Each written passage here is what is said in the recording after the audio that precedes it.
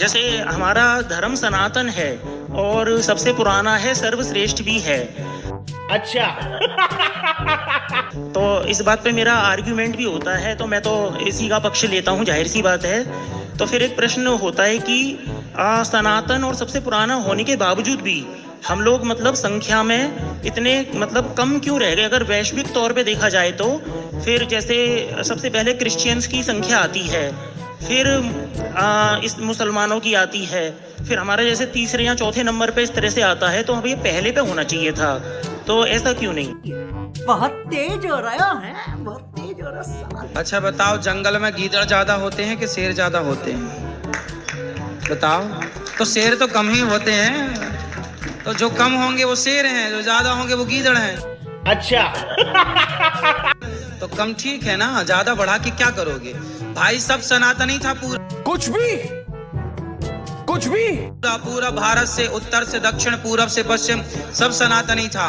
बाद में कन्वर्जेशन इतना हुआ, यही नहीं, अभी और सुनिए। इतना हमारा देश 700 साल तक लगभग गुलाम था। ये फंस गया सीएम, इसे पार्टी की मीटिंग समझ के फंस गया। कुछ अंग्रेजों के हाथ, कुछ मुगलों के हाथ से टोटल। अब इतने वर्ष तक आप गुलामी करेंगे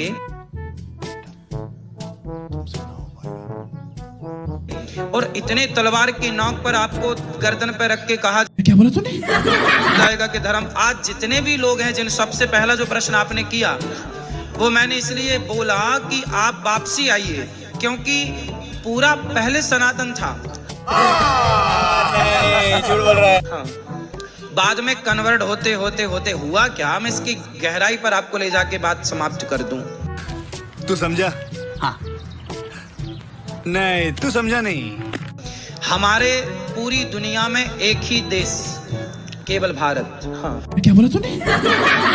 पूरब से इस धरती पर जहां जिसका पांव रखा है, ना कोई लंदन, ना कोई अमेरिका, ना कोई फ्रांस, ना कोई जर्मनी, ना कोई जापान, कोई नहीं था। कोई सेंस है इस बात में?